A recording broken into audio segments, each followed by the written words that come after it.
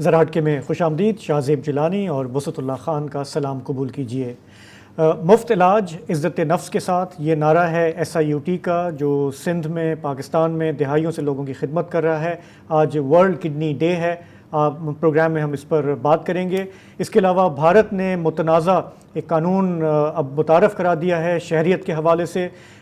مسلمانوں میں وہاں پر بہت تشویش ہے، اس پر بھی روشنی ڈالیں گے. لیکن آغاز کرتے ہیں ایک اپوائنٹمنٹ سے جو پرائم منسٹر صاحب نے کی اور پھر 24 گھنٹوں کے اندر انہیں واپس لینی پڑی. بات ہے چیئرمین ارسا کی. ارسا یعنی کہ انڈس ریور سسٹم اتھارٹی.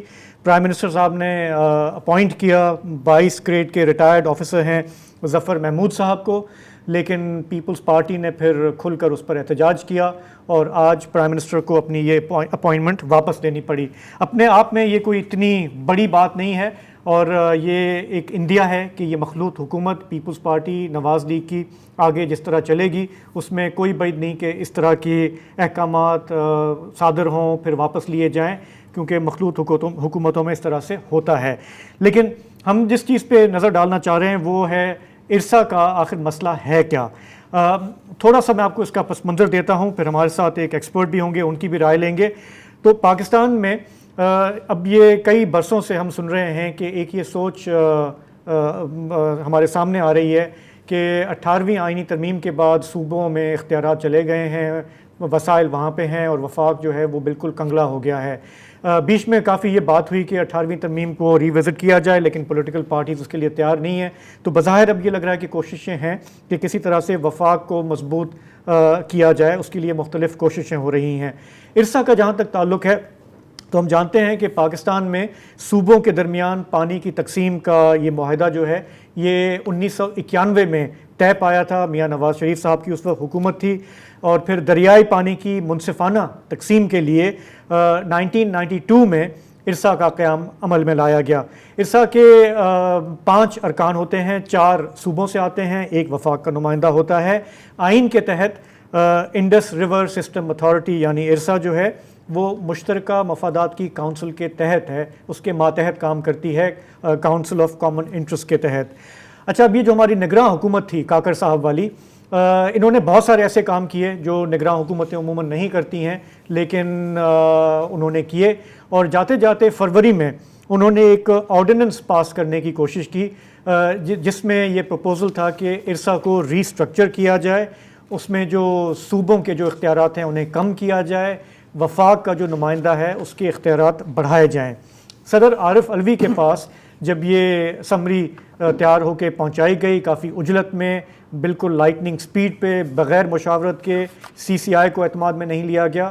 جب یہ پریزیڈنٹ صاحب کے پاس پہنچی تو انہوں نے اسے مسترد کر دیا. انہوں نے کہا کہ یہ معاملات ایسے ہیں جو آپ منتخب حکومت پر چھوڑیں، اس میں اتنی آپ ایفیشنسی نہ دکھائیں. کچھ وفاقی وزراء نے بھی اعتراض کیا، اور سندھ کے جو نگران گورنمنٹ تھی اس نے بھی سخت اعتراض کیا کہ آپ فنڈامنٹلی جو ہے جو اسٹرکچر چینج کرنے جا رہے ہیں اس سے مسائل پیدا ہوں گے.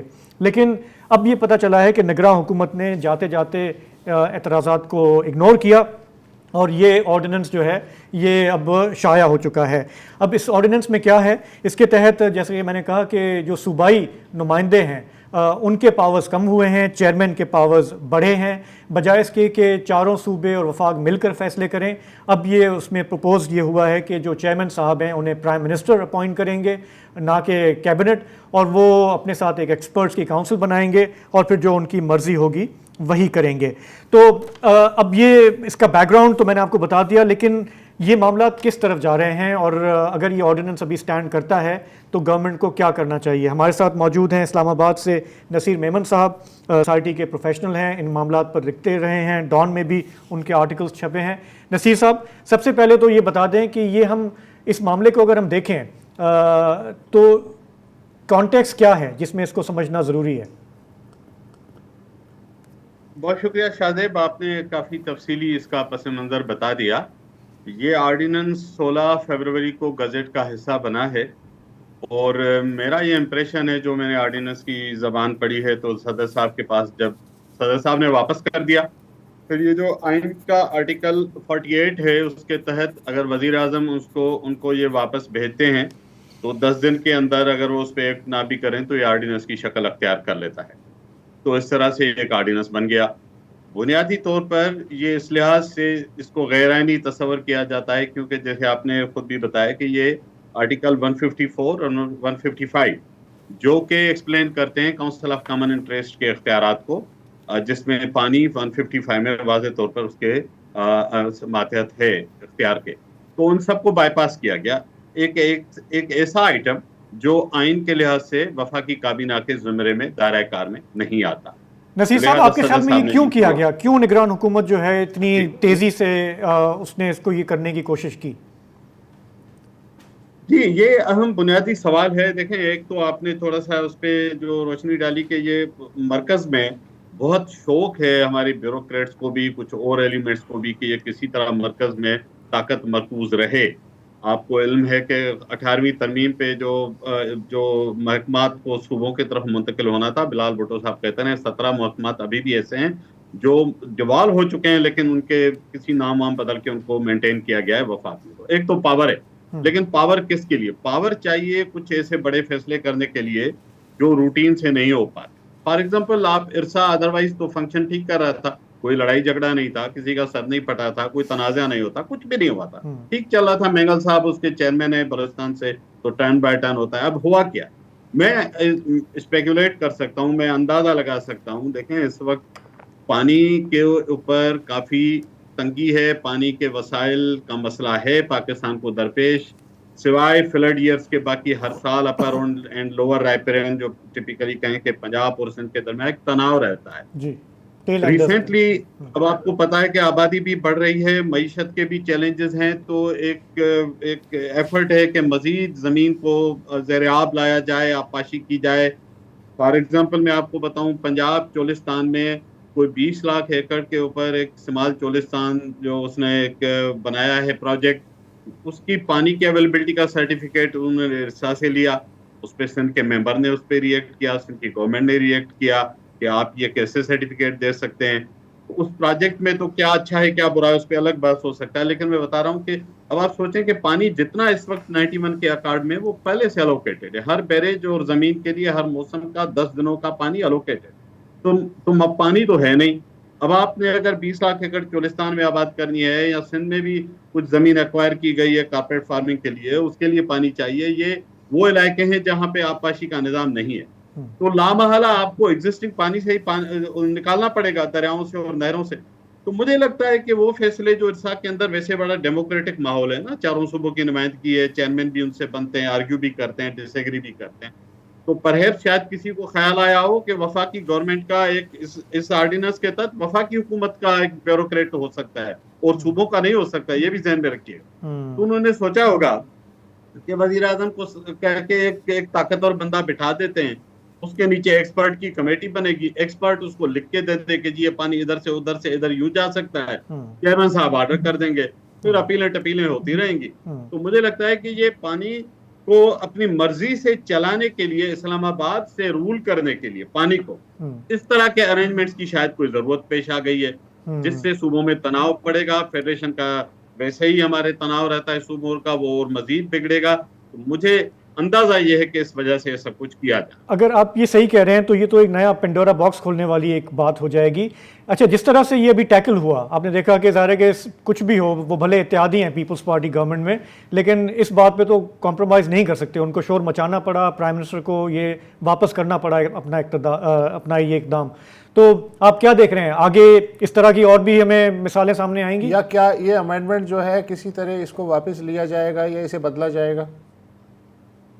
موسیٰ صاحب، بہت زیادہ ضرورت اور امکان یہ ہے کہ یہ امینڈمنٹ چل نہیں پائے گی. ایک تو یہ انکانسٹیٹیوشنل ہے، سندھ میں اسی وقت بھی ریئیکشن، اور اب تو ایک الیکٹڈ گورنمنٹ ہے، انہیں لوگوں کو سننا پڑتا ہے.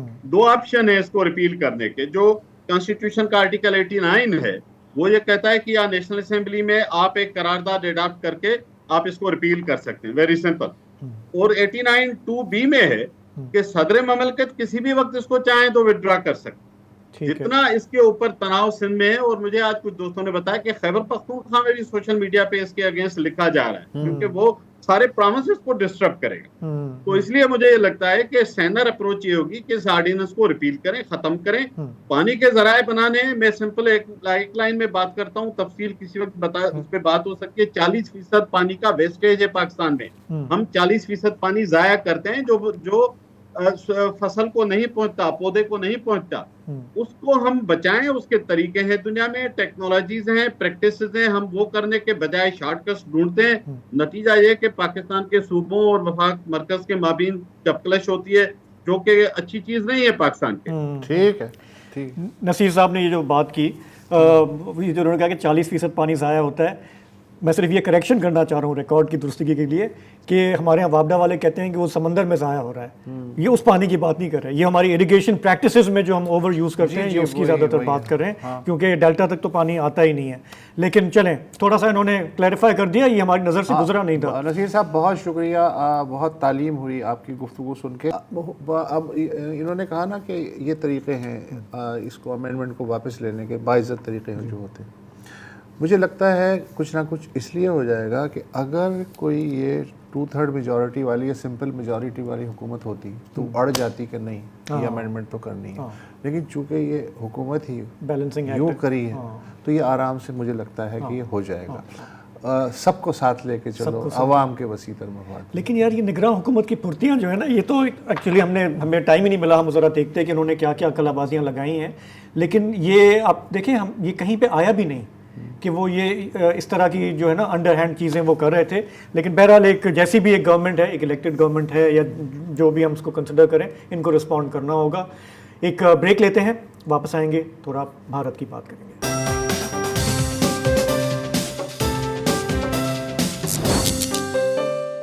Welcome back. بھارت پہ جانے سے پہلے میں تھوڑا سا غزہ کا اپڈیٹ آپ کو دے دوں.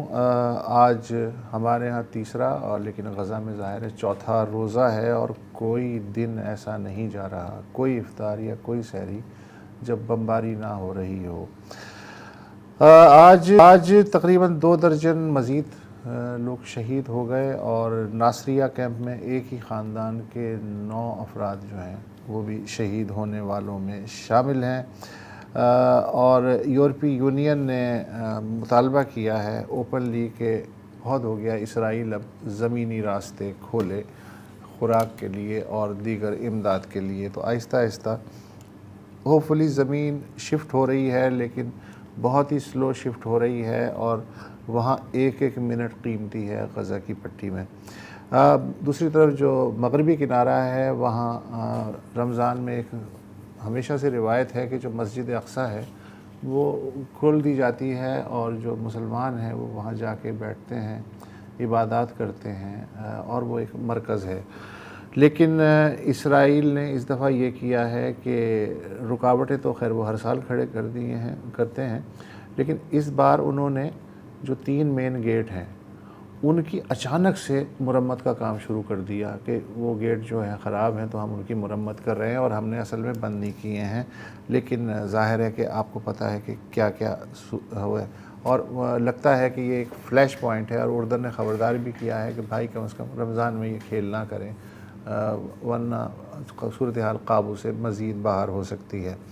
واشنگٹن سے ایک اہم خبر یہ ہے کہ جو سینٹ میں میجورٹی لیڈر ہیں چک شومر, انہوں نے کھل کے کہا ہے کہ اگر پائیدار امن چاہیے تو اسرائیل کو اپنے رویے میں اصلاح کرنی ہوگی, ورنہ وہ تنہا رہ جائے گا اور پھر اس کی بقا کی ضمانت دینا مشکل ہے. اتنا کھل کے بیان میں نے کئی سال بعد جو ہے اور امریکی سینٹ میجورٹی لیڈر کیونکہ کہہ فرنج رہے پہ ہیں. تو کچھ لوگ کہتے رہے ہیں, لیکن ان کا جو ہے اور آپ کی بات صحیح ہے کہ تھوڑا سا شاید گراؤنڈ شوماخر اچھا, اور یہ بھی مطالبہ انہوں نے کیا کہ اسرائیل میں فوری انتخابات کی ضرورت ہے. اس کا مطلب ہے کہ موجودہ حکومت اس قابل نیتنیاہو سے نہیں جان رہی. چھڑائیں. اچھا, اب آتے ہیں ہم بھارت کی طرف. شاید آپ کو یاد ہو کہ نریندر مودی جب 2019 میں دوسری بار برسر اقتدار آئے تب بی جے پی کی منشور میں یہ وعدہ کیا گیا تھا کہ جو شہریت کا قانون نافذ ہے ملک میں اس میں ایک ترمیم کی جائے گی, اور آبادی کا جو نیشنل رجسٹر ہے اس کو بھی نئے سرے سے اپ ڈیٹ کیا جائے گا, تاکہ غیر قانونی طور پہ جو لوگ بھارت میں مقیم ہیں انہیں نکالا جا سکے۔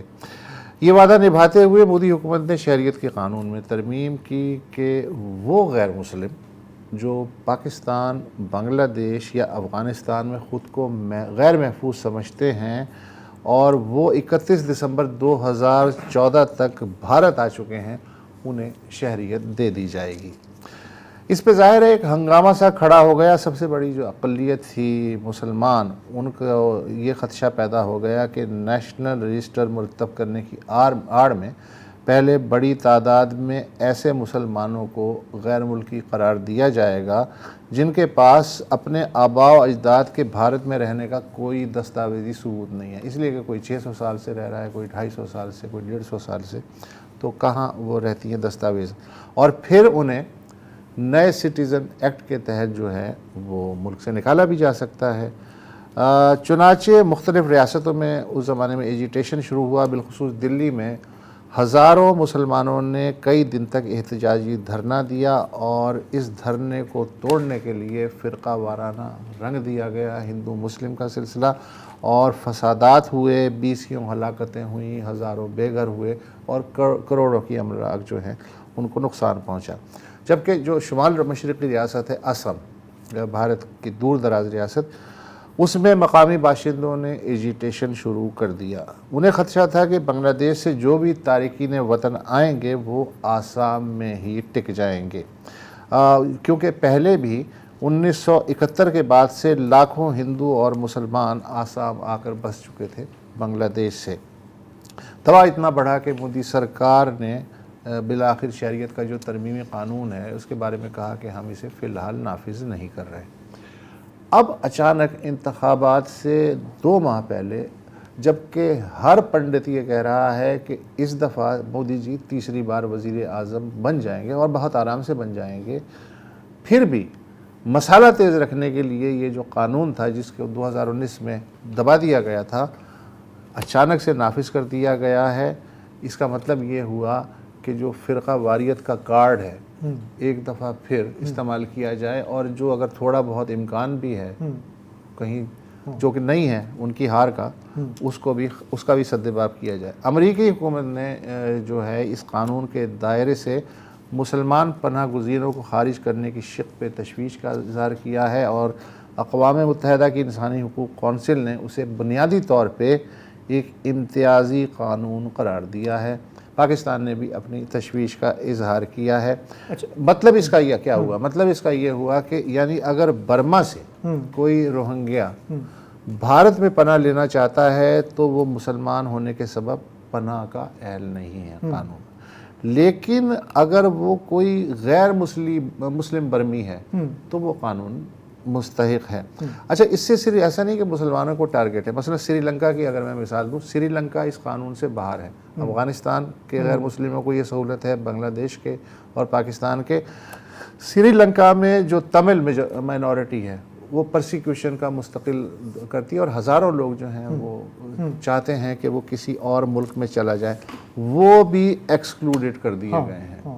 اچھا، آپ نے جیسے بتایا کہ انٹرنیشنلی تو تنقید ہوئی ہے، لیکن ملک کے اندر بھی اپوزیشن نے کافی کرٹیسائز کیا ہے، اور اپوزیشن کا یہ خیال ہے کہ جیسے آپ نے کہا کہ الیکشن سے پہلے یہ کرنا، اس کے اثرات دیکھنے میں آئیں گے مغربی بنگال میں، آسام میں، شمال مشرقی ریاستوں میں۔ کافی سارے پولیٹیشنز نے کھل کر کرٹیسائز کیا ہے۔ ششی تھرور نے کہا کہ یہ پہلی دفعہ ہے کہ کوئی قانون جو ہے وہ مذہب کی بنیاد پر یہاں پہ لایا گیا ہے۔ اسی طرح سماج وادی پارٹی کے اکھلیش یادو ہیں، انہوں نے کہا کہ یہ ٹوٹلی جو ہے نا، ہاں یہ سب مذمت کریں گے کہ آپ جو ہے اصل ایشوز سے توجہ ہٹانے کے لیے آپ یہ کر رہے ہیں۔ انہوں نے جو انڈیا نام کا اتحاد بنایا ہے اس میں جوتیوں میں ڈال بٹ رہی ہے، ویسے مذمت کرنے میں سب سے آگے آگے ہیں۔ تو بہرحال ملک کے اندر بھی اس پہ تشویش ہے، اور مودی صاحب جو ہے اپنا بلڈوزر چلا رہے ہیں، کھلے چلا رہے ہیں، حالانکہ وہ کوئی کچھ نہیں کر سکتا۔ جائیں گے۔ تو بہرحال ایک بریک لیتے ہیں، واپس آئیں گے تو بات کریں گے SIUT کے بارے میں، ورلڈ کڈنی ڈے کے بارے میں۔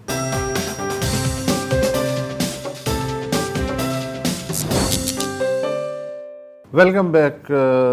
اس دنیا کے اس وقت 85 کروڑ لوگ، یعنی 8 ارب میں سے 85 کروڑ لوگ گردوں کے امراض یا پیچیدگیوں میں مبتلا ہیں، اور ان میں سے ہر برس 30 سے 35 لاکھ لوگ اللہ کو پیارے ہو جاتے ہیں۔ یعنی اس وقت گردے کے امراض عالمی سطح پہ موت کا 8واں بڑا سبب ہے، لیکن اگر صورتحال جو کی توں رہی اور ہم اسی طرح چلتے رہے تو 2040 تک گردوں کے امراض سے آنے والی موت 5 بڑے اسباب مرگ میں عالمی سطح پہ شامل ہو جائے گی۔ ڈرانا آپ کو مقصود نہیں ہے۔ آج ہے گردوں کے تحفظ کا عالمی دن۔ Sindh institute of urology and transplantation SIUT نام تو ڈیفینیٹلی آپ نے سنا ہوگا، اگر نہیں سنا تو ڈاکٹر ادیب الحسن رضوی کا نام بالکل سنا ہوگا۔ 53 سال سے SIUT کام کر رہا ہے اور اس کا جو دائرہ کار ہے وہ ہر سال بڑھتا ہی چلا جا رہا ہے۔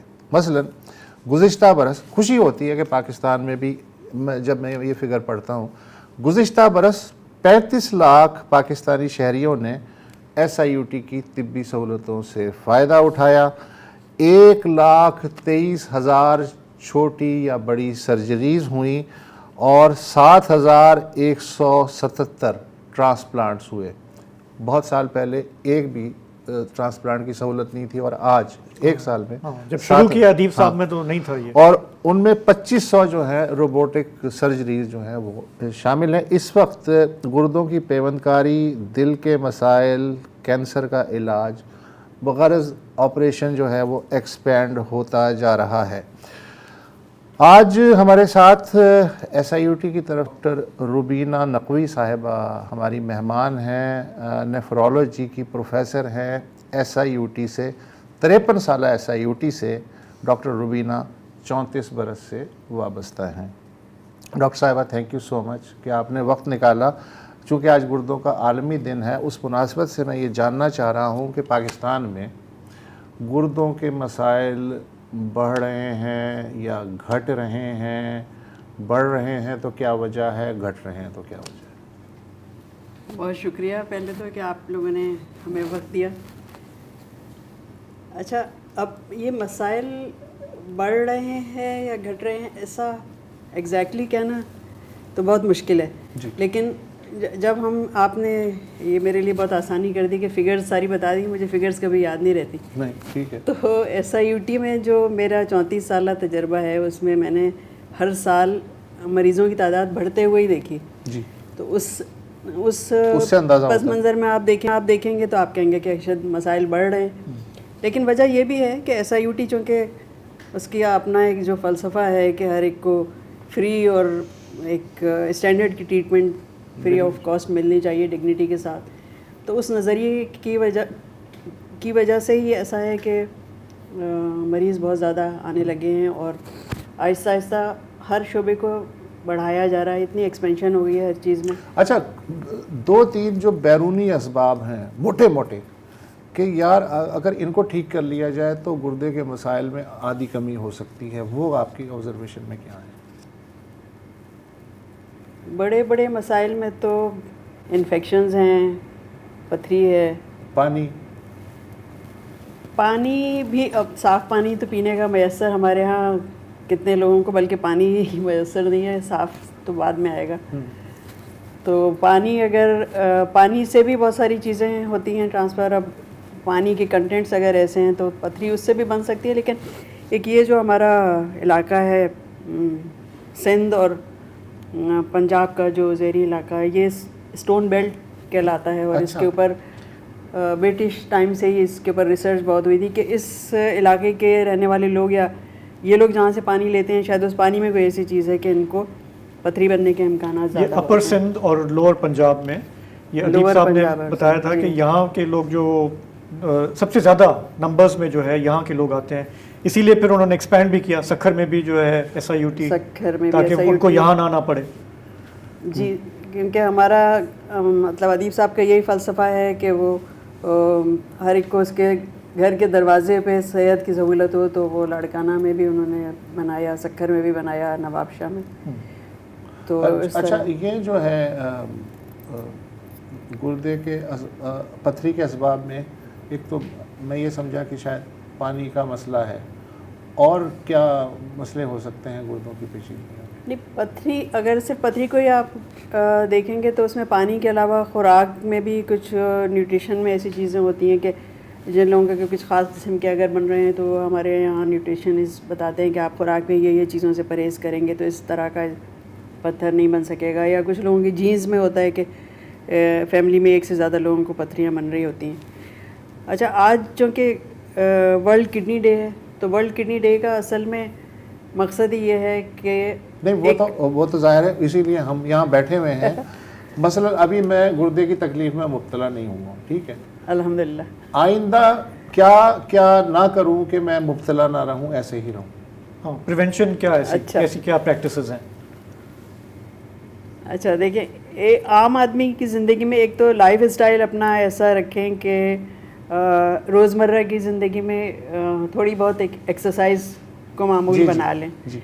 अगर आप कोई भी आदमी अगर कोई स्मोकिंग करते हैं तो स्मोकिंग को तर्क कर दें, और वो लोग जो हमारे यहाँ शायद आप कहें कि कम हैं ऐसे लोग, या जितने भी हैं अल्कोहल की मकदार कोई लेते हैं तो उसमें कमी करनी चाहिए। वज़न को एक मुनासिब हद के अंदर रखना चाहिए। और वो लोग जो इनको अगर ब्लड प्रेशर जिनका हाई रहता है या जो शुगर के मरीज़ हैं, उनका बहुत स्ट्रिक्ट कंट्रोल रहना चाहिए ब्लड प्रेशर पे और शुगर पे। अगर उनके कंट्रोल में रहेंगे ब्लड प्रेशर के लेवल और शुगर के लेवल्स। ये ब्लड प्रेशर और डायबिटीज़ वाले ज़्यादा प्रोन है to a kidney problem? Ji, chronic kidney disease की जो मेजर कॉजेज़ हैं हमारे पॉपुलेशन में वो डायबिटीज़ और हाइपरटेंशन ही हैं। उसके बाद स्टोन का नंबर आता है, उसके बाद अच्छा, असल जो है वो वहाँ से लिंक्ड है। हाँ, गुफ्तगू जारी है डॉक्टर साहिबा से एक वक्फे के बाद।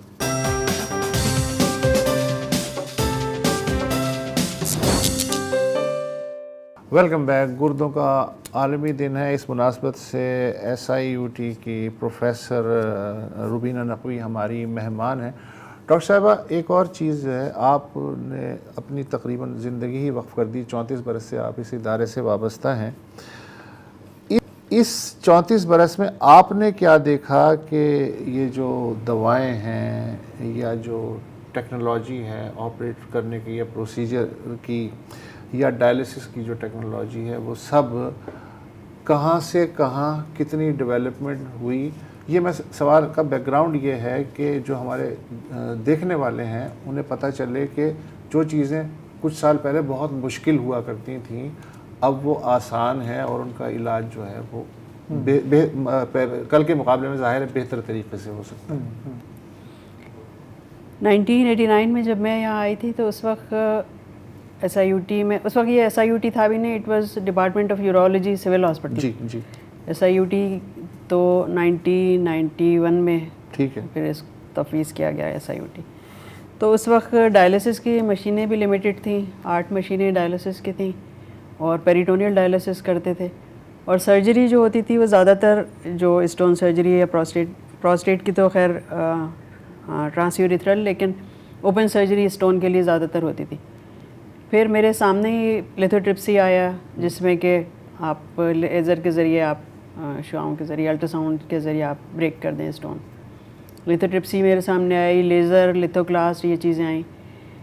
फिर डायलिसिस बहुत एक्सपेंड हो गया, अब पूरा एक फ्लोर है डायलिसिस का। कितने हैं? आजकल रोज़ाना यानी 24 आवर्स में, एक दिन सुबह 8 बजे से दूसरे दिन सुबह 8 बजे तक SIUT तकरीबन 1600 मरीज़ों की हीमोडायलिसिस करता है। वो तो सिर्फ इस सेंटर में ना। अच्छा, एक चीज़ जो हम बार बार जोर देते हैं कि जी ये फ्री इलाज है, एक मैं स्केल के लिए, अंदाजे के लिए पूछना चाह रहा हूँ कि फ़र्ज़ करें कि ये फ्री इलाज ना हो, तो गुर्दे का जो एक नॉर्मल पेशेंट है, फ़र्ज़ करें पथरी का पेशेंट है, वो जब आता है और फ्री इलाज नहीं है, तो कितना उसका ख़र्चा जो है वो SIUT बचा रहा है और ख़िदमत कर रहा है?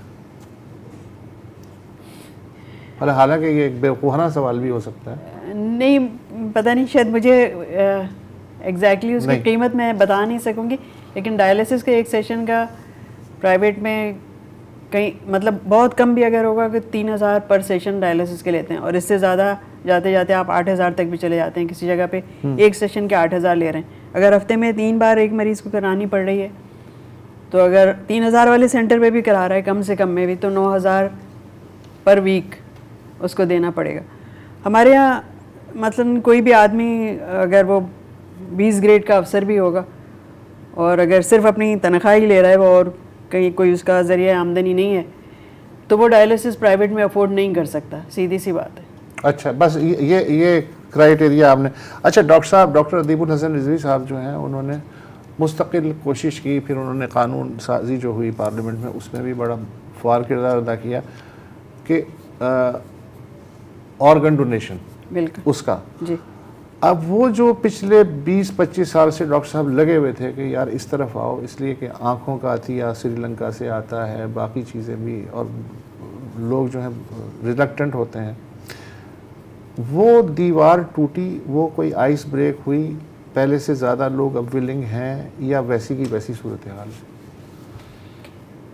اصل میں جو ڈیسیز آرگن ٹرانسپلانٹ ہے اس کو کرنے کے لیے ولنگ لوگوں میں اویئرنیس یہ آ گئی کہ ہاں ہم ول کر سکتے ہیں, یا ہم اگر کارڈ فل کر لیں گے تو ہم دے سکتے ہیں, وصیت کر سکتے ہیں. وصیت کر سکتے ہیں. تو وصیت کرنے کی سمجھ پھر بھی لوگوں کو آ گئی ہے ہماری اتنی کوششوں کے بعد. لیکن ڈیسیز آرگن ٹرانسپلانٹ کے لیے جو ایک بیسک چیزیں چاہیے ہوتی ہیں کہ بہت اچھے آئی سی یو ہوں, جہاں پہ جو برین ڈیڈ پیشنٹ ہے جو ایکسیڈنٹ کے بعد لایا گیا تو اس کو وینٹیلیٹر پہ جب رکھا جاتا ہے تو اس کی جو پوری ٹریٹمنٹ وہاں پر ہو رہی ہے, اور برین ڈیتھ کی کنفرمیشن کے لیے پراپر نیورولوجی سیٹ اپ اور پراپر نرسنگ, اور وہاں پہ پراپر کیئر, انفارمیشن کا, فوری انفارمیشن کا ریکوائرڈ ٹائم میں انفارمیشن کا سسٹم ابھی نہیں قائم ہوا. ہاں, اور آئی سی یو بھی اتنے اچھے شہر میں اتنے نہیں ہیں جتنا کراچی کی جتنی آبادی ہے, اور جتنے آئی سی یو یہاں ہونے چاہیے اس طرح کے کہ جہاں پہ فوراً ریکگنائز کر لیں برین ڈیتھ کو, اور پھر اپروچ کریں فیملی کو اور انہیں کاؤنسل کریں. یہ ساری چیزیں جو ہے نا, وہ ساری چیزیں جب لائن اپ ہوں گی تو تب یہ ڈیسیز آرگن ٹرانسپلانٹ چلے گا. ورنہ لوگوں نے تو اپنا وصیت لکھنی شروع کر دی ہے, یعنی اتنی سمجھ لوگوں کو آ گئی ہے کہ ہاں یہ بھی ایک طریقہ ہے کہ آپ آرگن ڈونیٹ کر سکتے ہیں. لیکن اس کے لیے جو باقی سارا سیٹ اپ ہے, وہ سپورٹنگ, وہ تک نہیں آئے گا. تو دوسرا فیملیز پھر عمل نہیں کرتی, ہاں وصیت کر بھی دیں, فیملیز وہ جذباتی ماحول ہوتا ہے, وہ کہتے ہیں ابھی جاؤ, ابھی جاؤ کا مطلب ہے کہ اب پھر گیا, سب گیا. اس میں بہت ایٹیٹیوڈ بدلنے کی ضرورت ہے. اچھا, میں آپ کو بتا دوں کہ ایس آئی یو ٹی جو ہے, حکومت سندھ بھی اس کی اچھی خاصی مدد کرتی ہے. مخیر حضرات جو ہیں جنہیں اللہ تعالیٰ نے توفیق دی ہے وہ بھی اس کے پیچھے ہیں. لیکن ظاہر ہے کہ جو آرگنائزیشن ایک سال میں 35 لاکھ مریضوں کو کیٹر کر رہی ہو, اس کو مستقل پیسے کی ضرورت ہوتی ہے ایکسپینشن کے لیے اور چلانے کے لیے.